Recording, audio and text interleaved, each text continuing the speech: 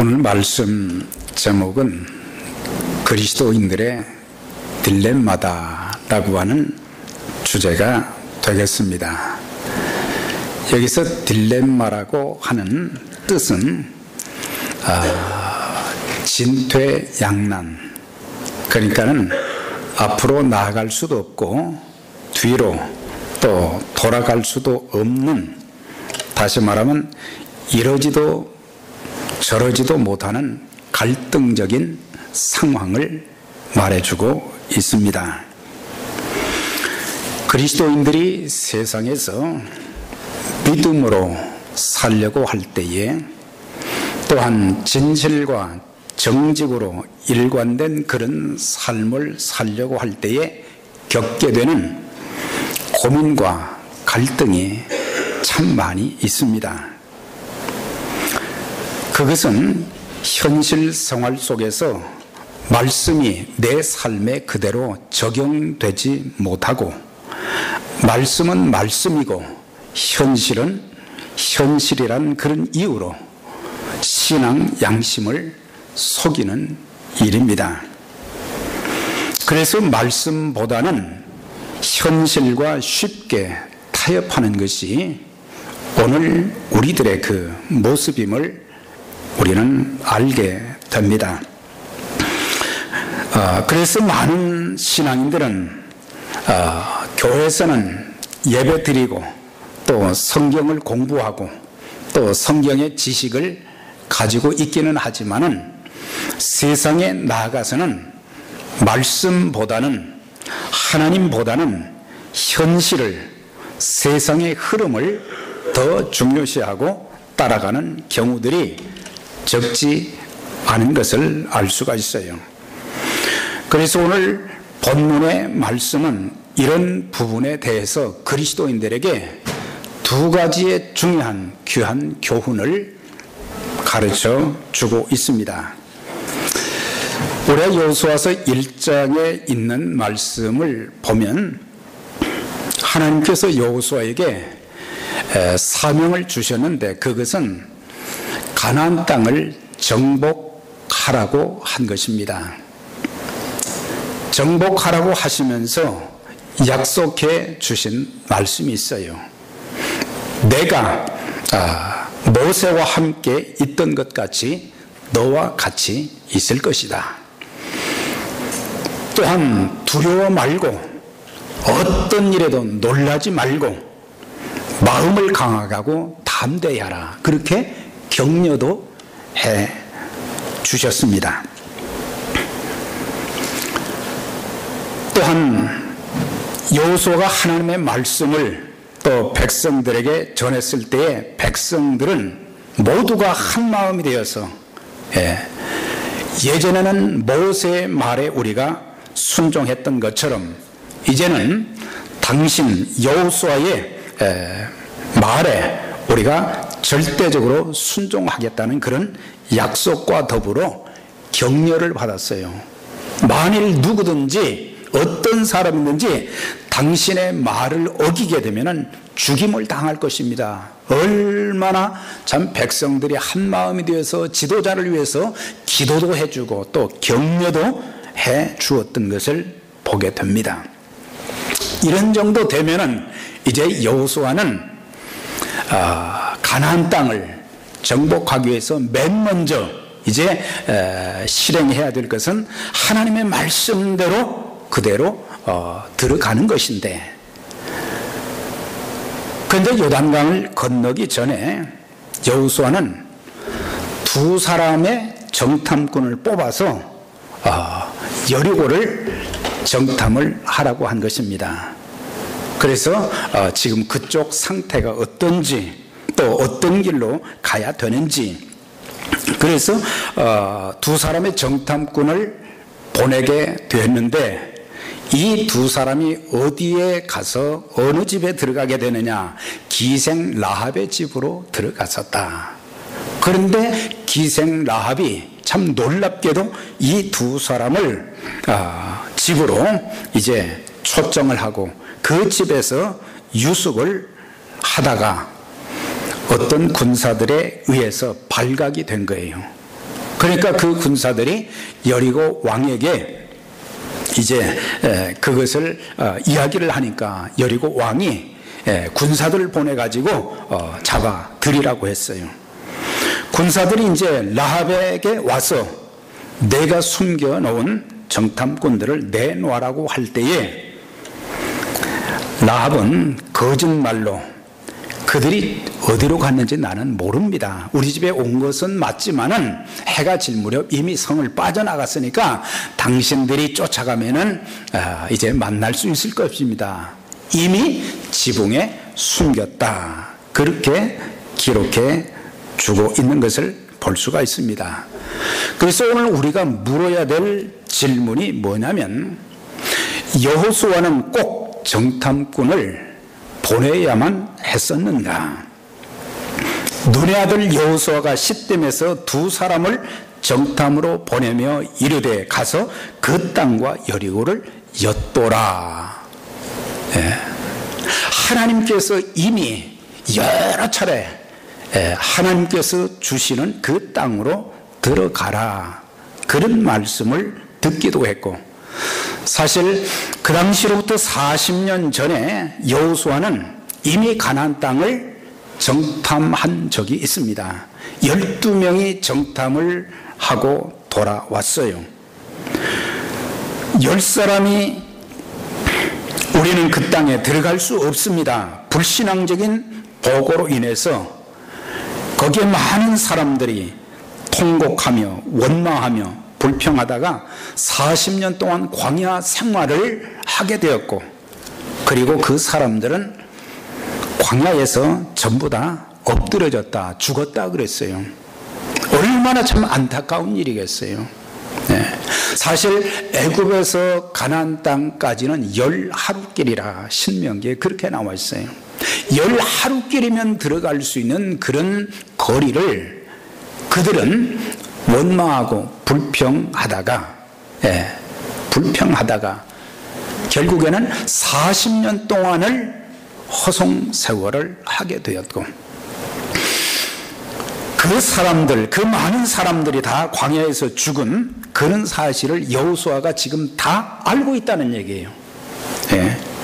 그래서 정탐꾼을 보내는 것은 이건 신앙적인 태도가 아니라는 것을 알 수 있을 법한데도 여호수아는 두 사람을 정탐으로 보냈던 것을 볼 수가 있어요.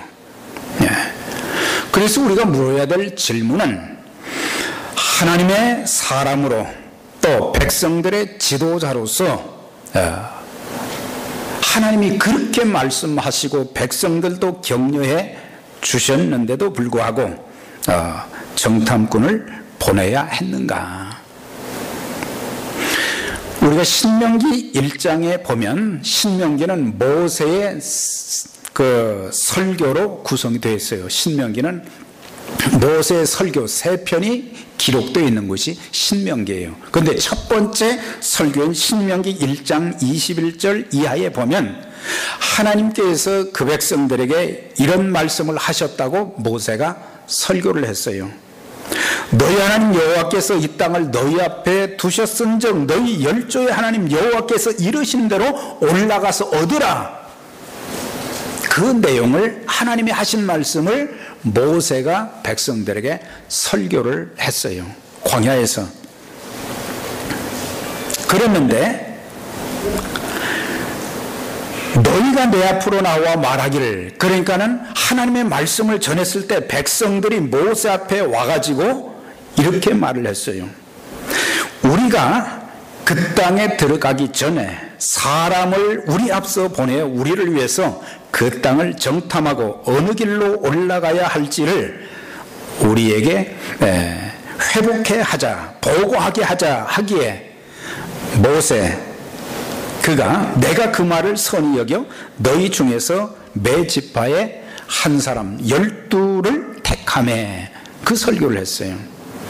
그러니까 하나님의 말씀은 그냥 들어가라고 한 거예요. 그런데 백성들이 와서 그래도 정탐을 좀 해봐야지, 무조건 어떻게 들어갑니까? 그러니까 모세가 그 말을 선히 여겼다, 좋게 여겼다는 얘기예요. 그래가지고 12명을 뽑아가지고 보냈는데 사실 그 결과가 어떻게 됐어요? 좋지 않았거든요. 믿음은 하나님의 약속을, 하나님의 말씀을 그대로 믿는 것입니다.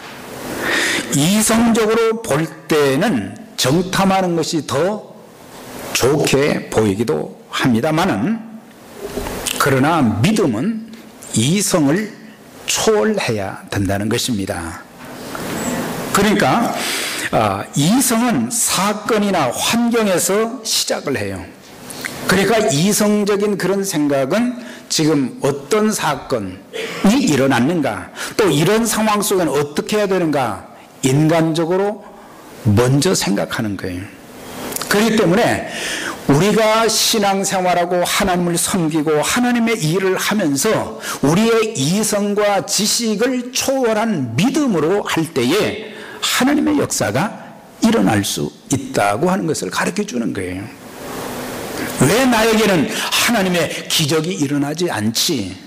믿음으로 행하지 않았기 때문에.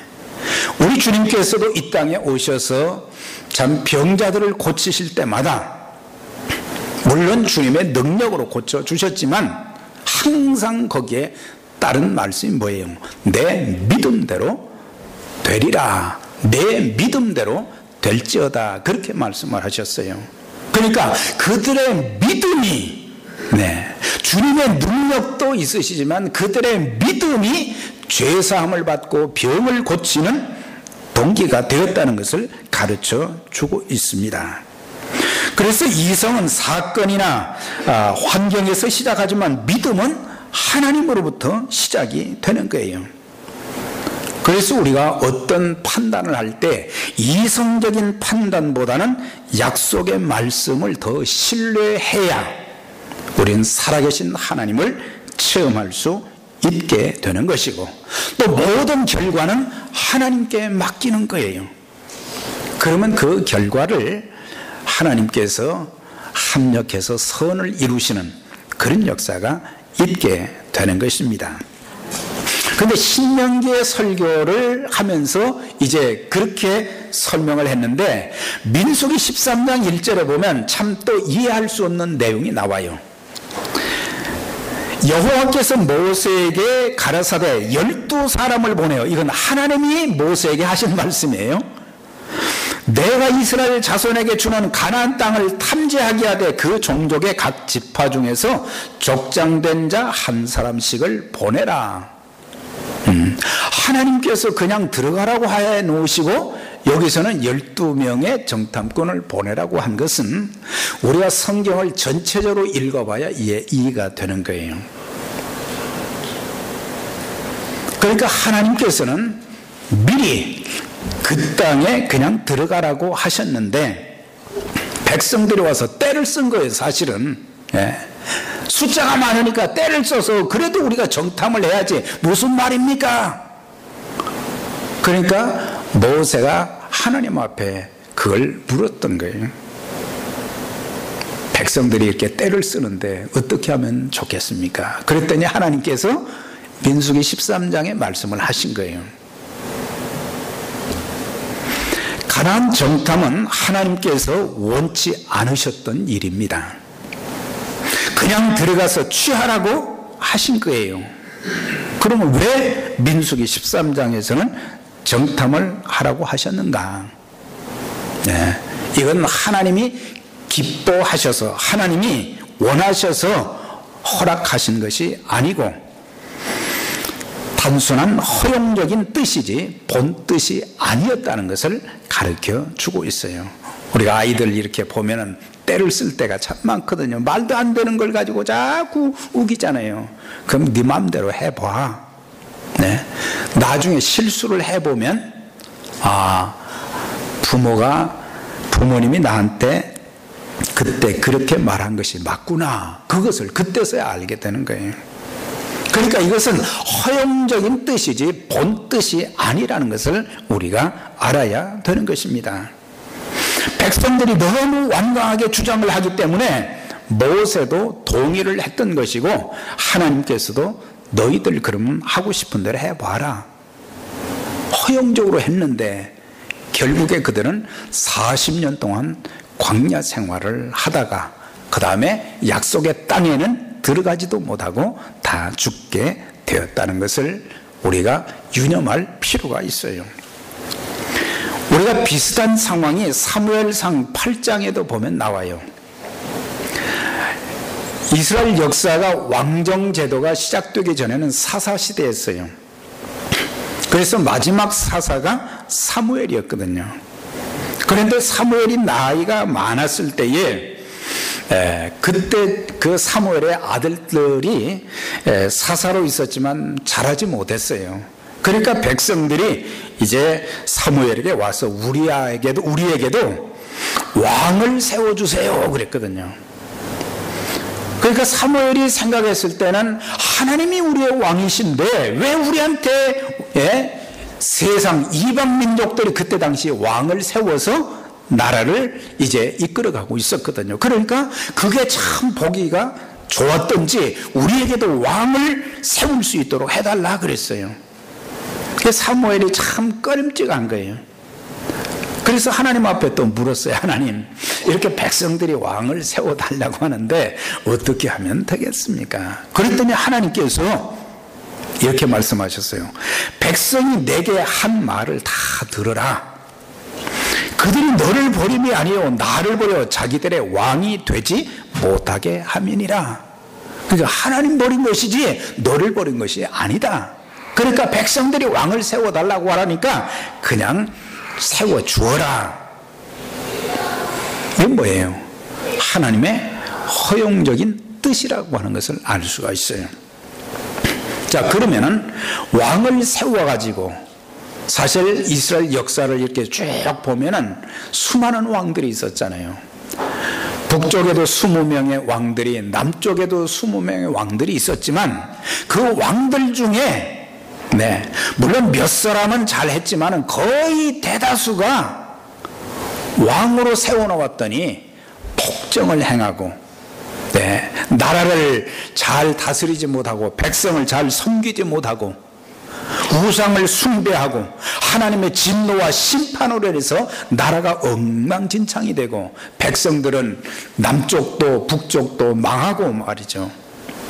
그 숱한 고통을 겪은 것이 왕제도를 세워서 좋은 것이 하나도 없었던 것을 알 수가 있어요. 자, 그러면 여호수아는 이런 과거의 40년의 그런 기억들을 되살리면서 알 수 있었을 것인데 왜 보냈을까? 왜 보냈을까?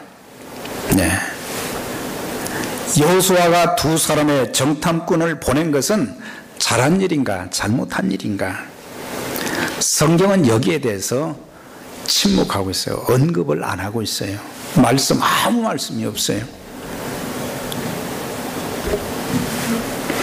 그런데 한 가지 놀라운 사실을 발견했습니다. 그건 뭐냐면 히브리서 11장을 보면 믿음의 사람들을 쭉 소개하고 있잖아요. 믿음으로 아벨은, 믿음으로 에녹은, 믿음으로 노아는, 믿음으로 아브라함은, 믿음으로 이삭은, 믿음으로 야곱은, 믿음으로 요셉은, 믿음으로 모세는 거기까지 나왔어요. 그 다음 누가 나와야 돼요? 여호수아가 나와야 되죠. 여호수아의 이름이 거기 빠져 있어요. 잘 읽어보세요. 여호수아의 이름이 왜 빠져 있는지 설명을 하지는 않았지만 다 나왔어요. 다 족장들도 다 나왔는데 여호수아의 이름이 빠져 있는 것을 볼 수가 있어요. 왜 빼셨을까?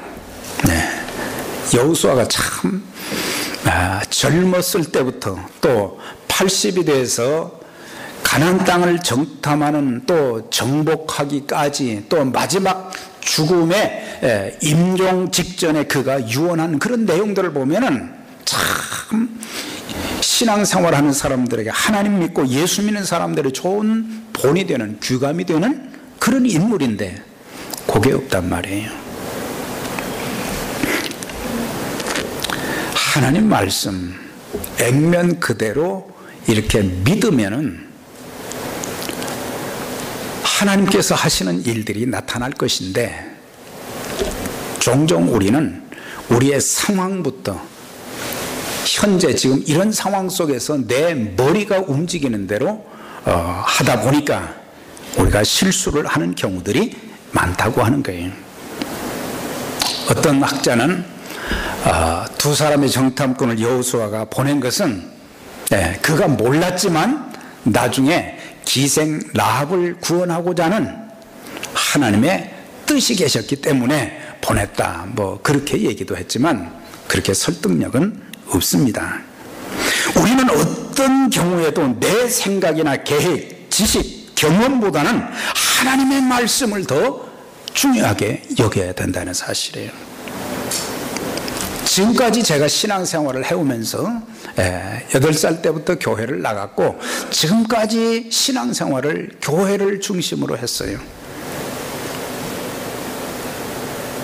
그런데 그 신앙생활의 여정 가운데 숱한 문제들이 많이 있었고 어려움이 많이 있었고, 생명의 위기도 있었고 사역의 위기도 있었고, 그런 가운데도 하나님께서 붙잡아 주시고 인도해 주신 것은 하나님의 끝없는 사랑과 은총도 있지만은 저에게 주신 마음이 뭐냐, 하나님 말씀대로 살아야 되겠다. 어떻게 100% 그렇게 못 살았지요. 뭐 날마다 범죄하니까. 그렇지만 이 중심이 하나님의 말씀대로 내가 살아야 되겠다는 그걸 가지고 있었기 때문에 하나님은 한 번도 나를 버리신 적이 없었다고 하는 거예요. 하나님이 지켜주시고, 사면초강, 사방이 가로막혀 있고 말이죠. 막다른 골목에 이스라엘 백성들이 홍해바다 앞에 온 막다른 골목처럼 그런 환경이 되었을 때도 있었거든요. 아, 진짜 세상 말로 이거는 끝이구나. 아, 나는 여기까지구나. 그렇게 생각했는데 하나님은 사막에도 길을 내신다고 그랬잖아요. 사막에도 강을 내신다고 그랬거든요. 그래서 우리가 신앙은 신비스러운 거예요. 우리가 현실적인 눈으로 무엇을 보고 판단하고 그러면 그건 큰 실수가 되는 거예요. 이사야 55장 8절 이하입니다. 여호와의 말씀에 내 생각은 너희 생각과 다르고 내 길은 너희 길보다 다르며, 하늘이 땅보다 높은 것 같이 내 길은 너희 길보다 높으며 내 생각은 너희 생각보다 높으니라. 그렇게 말씀하셨어요. 그러니까 내 생각으로 하나님의 생각을 판단하려고 하는 것은 이거는 크게 잘못된 것이다. 내 수준으로 하나님의 수준을 이해하려고 하면 안 되는 거예요. 우리는 하나님의 말씀을 내가 이해가 안 돼도 그대로 내가 받아들이고 적용하게 되면 하나님이 하시는 일이 나타나는 거죠. 누가복음 5장에 있는 말씀 보면 베드로가 밤새도록 고기를 잡기 위해서 그물을 던졌다고 그랬어요. 근데 밤새도록 고기를 못 잡았어요. 아니, 평생을 바다에서 사는 사람이기 때문에 어느 때 어디에 가면 고기가 많이 있을 것이라는 것을 이제 짐작할 정도로 잘 아는 사람인데 밤새도록 던져내도 한 마리도 못 잡은 거예요. 그때 주님께서 하신 말씀이 있어요. 베드로야, 깊은 데로 와서 그물을 내리라. 베드로는 뭐라고 얘기했어요? 제가 밤새도록 그물을 던져봤지만 안 됐습니다. 그렇지만 주님이 말씀하시니 내가 그대로 한번 해보겠습니다. 주님이 말씀하시니 내가 그렇게 해보겠습니다. 자기의 경험을 내세워서 안 됩니다 그랬으면 그건 끝이에요. 주님이 어떤 분이라는 것을 경험을 못했을 거예요. 그런데 주님 말씀대로 그렇게 해보았더니 고기가 많이 잡혔는데 그물이 찢어졌다가 아니고 찢어질 정도로 많아서 다른 배까지 불러서 2배에 가득 찼다 그랬거든요. 그때 베드로가 뭐라고 얘기했어요? 이분이 육신적인 인간이 아니구나. 이분이 하나님의 아들이 맞구나. 주여 나를 떠나소서 나는 죄인입니다. 예수님이 누군지를 알게 된 거예요. 하나님 말씀대로 순종하면 주님의 그 기적을 체험하게 되고 그것을 통해서 주님이 이런 분이시구나. 네. 주님 말씀대로 하면은 내 인생에 새로운 변화와 더불어 기적을 체험하는 그런 역사들이 계속해서 있겠구나. 그것을 알게 되는 거예요.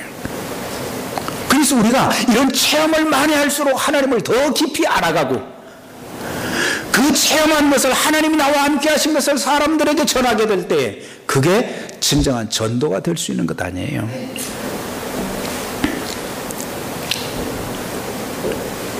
자, 또 한 가지 질문이 있어요. 기생 라합이 거짓말을 했어요. 네. 이거는 선한 거짓말을 했어요. 선한 거짓말, 악한 의도로 거짓말을 한 게 아니고 선한 의도로. 요즘 말로 하얀 거짓말, 하얀 거짓말. 선한 거짓말은 가능한가? 자, 이 내용은 읽었기 때문에 이렇게 간단하게 정리를 하게 되면은 기생 라합의 집에는 여러 종류의 사람들이 많이 모여서 이런저런 얘기를 나누는 거예요. 왜? 기생이기 때문에 거기에 이제 술을 마시러 오는 사람들도 있고 말이죠. 그래서 거기에서 민심이나 정치, 군사적 동태 등을 살피기에 아주 적절한 곳이기 때문에 이 정탐꾼들이 거기에 들어간 거예요. 그런데 나중에 발각이 났을 때 그녀가 거짓말을 하잖아요. 네, 거짓말을 하잖아요. 어떤 신학자들은 라합이 한 거짓말은 분명 그 방법상에 있어서는 죄지만 그 동기가 신앙적이었으므로 용서될 수 있다는 그런 견해를 피력하기도 했고, 또 어떤 신학자는 그녀의 행위는 믿음의 행위이므로 죄악이 아니라는 견해를 기록을 하기도 했어요. 그러나 우리가 한 가지 확실하게 알아야 할 것은 구약시대나 신약시대나 거짓은 죄이고 아무리 정당화시켜도 옳지 못한 행위라는 것을 가르쳐 주고 있는 거예요. 사실 우리가 지금까지 살아오면서 거짓말을 수도 없이 많이 했어요. 나쁜 의도로 거짓말을 한 것은 아니지만은 참 거짓말 많이 했어요. 저도 이 말씀을 준비하면서 굉장히 고민이 많이 됐어요. 첫 번째 질문도 그렇고 두 번째 질문도 그렇고 이것을 설교를 하지 말고 그냥 스킵을 해야 되나, 그런 고민을 하다가 하나님의 말씀의 본뜻을 바로 깨달으려고 기도도 하고 묵상도 하고 성경도 여기저기 살펴보고 또 다른 책들도 이렇게 살펴보면서 내가 그래도 전해야 되겠다. 우린 직무상의 거짓말을 참 많이 했습니다. 비록 우리의 의도가 다른 사람들을 돕고 그들의 안전을 도모하며 사람들을 구출하기 위한 것이라 해도 거짓말이 합법적일 수 없는 것은 진실하신 하나님의 속성에 어긋나기 때문입니다. 우린 성경의 말씀을 상고할 필요가 있어요. 골로새 3장 9절에 보면 너희가 서로 거짓말을 말라 그랬어요. 레위기 19장 11절에 너희는 서로 거짓말하지 말라, 구약에도 그랬어요. 에베소 4장 25절에 그런즉 너희는 거짓을 버리고 각각 이웃으로 더불어 참된 것을 말하라 그랬어요. 시편 15편 1절 이하에 보면 정직하게 행하며 그 마음에 진실을 말하며 라고 했어요. 잠언 12장 19절에는 거짓 혀는 눈 깜짝할 동안만 있을 뿐이라 진실한 입술은 영원히 보존된다. 잠언 12장 22절에 거짓 입술은 여호와께 미움을 받아도 진실이 행하는 자는 그의 기뻐하심을 받느니라. 훨씬 더 많아요. 진실을 말하는 내용이 많고 거짓을 말하지 말라는 내용이 숱하게 많이 나오고 있어요. 네. 그래서 우리가 참 고민이 되고 갈등되는 것이 우리가 현실을 살면서 현실의 문제를 타개해 나갈 때 우리는 인간적인 방법이 하나님이 말씀하신 것보다 더 지혜롭게 보여서 이렇게 좀 해야 되겠다 그럴 때가 많다고 하는 사실이에요. 기생 라합이 거짓말하지 않고 진실되게 말했다고 하면은 두 사람의 정탐꾼은 그럼 어떻게 됐을까? 네. 죽임을 당했을까? 붙잡혀서 죽임을 당했을까? 살았을까?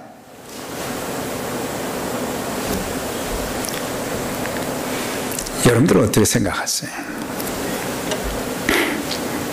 그러나 거짓말로 정탐꾼을 구했다 해도 이는 결국 하나님께서 지켜주신다는 믿음의 부족을 보일 뿐인 것입니다. 창세기 19장 1절 이하에 보면은 아브라함 시대에 그의 조카 롯이 소돔성에 살고 있었어요. 그런데 어느 날 두 천사가 사람 모습을 하고 자기 집에 거기를 이제 오는 거예요. 그래서 우리 집에 들어와서 유숙을 하십시오. 그래가지고 이제 이 두 사람을 잘 대접을 했는데 갑자기 밖에서 막 시끄러운 소리가 들리는 거예요. 사람들이 때로 뭉쳐서 와가지고 너희 집에 두 사람이 들어갔지 않느냐, 그 두 사람을 당장 우리한테 내놓아라 그랬어요. 그때 롯이 뭐라고 얘기했느냐, 참 그 쉽지 않은 얘기를 했어요. 나한테 딸이 둘 있는데 우리 딸한테는 마음대로 해도 이 두 사람한테는 절대 함부로 하지 말아라. 자기 두 딸을 내주는 것을 보게 돼요. 두 딸을 완전히 뭐 내준 건 아니지만은 그랬더니 이 사람들이 롯을 말이죠 이제 붙잡고 그런 다음에 롯의 집으로 들어가려고 그러는 거예요. 그때 두 천사가 방에서 롯을 방 안으로 끌어들이고 그런 다음에 거기에는 많은 사람들의 눈을 어둡게 했다 그랬거든요. 그냥 눈이 어두워서 어디가 문이 있는지도 모르는 거예요. 자, 우리가 좀 비교가 되잖아요. 우리가 하나님 말씀대로 하게 될 때에 여러 가지 참 힘들고 어려운 일이 있을 수는 있지만은 살아계신 하나님의 역사를 반드시 체험하게 될 줄 믿습니다. 사드락과 메삭과 아벳느고 이 사람들은 우상에게 절하지 않는다는 이유로 어떻게 됐어요? 풀무불에 들어갔단 말이죠.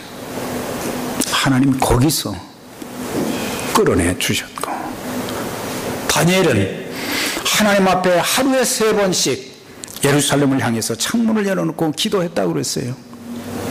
그걸 알고 그것을 이제 흠을 잡아가지고 죽이려고 사자굴에 집어넣도록 했단 말이죠. 근데 내가 기도하면 분명히 나를 고발해서 나를 사자굴에 집어넣을 것이다. 그걸 다니엘은 알았어요. 알았으면서도 그는 하나님 앞에 기도하는 일을 전과 같이 했다 그랬거든요. 결국에 사자굴에 들어갔어요. 그게 끝이 아니잖아요. 사자들의 입을 봉하시고 하나님께서 거기에서 그를 끄집어내시고 하나님께 영광을 돌리게 만드는 그런 일들이 있었던 것을 볼 수가 있습니다. 우리가 정직하게 진실되이 말하고 그렇게 살면 나머지 책임은 하나님 져주십니다. 우리가 그걸 알아야 된다는 것입니다.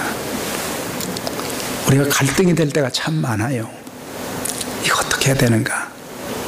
그러나 우리는 믿음의 사람들이고 하나님 말씀을 바라보고 하나님을 위해서 생명까지 내놓겠다고 한 사람들이란 말이죠. 네. 그러면 우리의 삶 전체를 하나님께 맡기는 자세가 필요하다는 것입니다. 우리 모두 이제 하나님 말씀에 좀 우직한 자들이 되어져야 돼요. 자꾸 내게 유익하게, 내게 이롭게 성경을 해석하거나 또 상황을 말이죠 너무 이렇게 내세우기보다는 하나님의 말씀을, 하나님 말씀에 우직한 자들이 되어지고, 때로는 이성적으로 이해가 잘 안 되더라도 우리가 절대 순종하는 자세가 필요한 것입니다. 그래서 사람의 방법을 사용하지 말고 하나님 뜻대로, 하나님 말씀대로 우리가 하게 되면 하나님이 우리 인생을 책임져 주신다는 사실이에요. 아마 오늘 교회 나가면은 여러분들에게 이런 일들이 많이 생길 수 있는 거예요. 지금 아멘 소리가 별로 없는 걸 보니까 확신이 안 생겨요, 지금. 확신이 안 생기는 거예요. 이 말씀은 말씀이고 또 현실은 현실이지요. 그러나 둘 중에 하나를 선택하라고 할 때에 우리는 믿음으로 택하는 것이 하나님의 사람들이 해야 될 일이다라고 하는 것입니다. 그래서 평생 참 우리에게 주어진 삶의 상황은 여러 가지 형태로 참 우리를 어렵게 할 때가 많지만 우리는 타협하지 말고 하나님의 말씀답게 죽으면 죽으리라는 그런 각오로 우리가 주의 말씀대로 행하면 하나님께서 앞장서셔서 여러분들의 생애를 인도하실 것이고, 또한 지금은 그것이 잘못된 것 같지만 하나님은 절대 그분의 말씀대로 사는 사람들을 잘못되게 만들지 아니하십니다. 그래서 말씀으로 하나님께서 우리에게 주신 남은 인생 믿음으로 진실과 정직으로 하나님의 뜻을 따라서 참 귀하게 하나님 나라 건설을 위해서 쓰임받는 저와 여러분들의 삶이 되시기를 주의 이름으로 축원합니다. 전능하신 하나님 감사합니다. 오늘도 우리에게 참 이해하기 힘든, 또 받아들이기 힘든 그런 말씀들이지만 하나님, 저희들은 하나님의 말씀에 최우선순위를 두게 하여 주시고 인간의 방법을 자제하게 하시고, 하나님 또한 우리가 참 여러 가지 직무상 거짓말하는 일들이 참 많았습니다. 우리의 잘못된 것을 용서해 주시고 이제 평생 진실과 정직된 그런 모습으로 일관된 믿음의 삶을 저희들이 살아가게 해 주시며, 또한 우리가 그렇게 사는 가운데 하나님께서 우리와 함께 하시고 우리의 인생을 책임지고 인도해 주시는 살아계신 하나님의 역사를 체험하며 또 감정할 수 있는 하나님의 사람들이 다 되게 해 주시옵소서. 예수 그리스도 이름으로 기도하옵나이다. 아멘.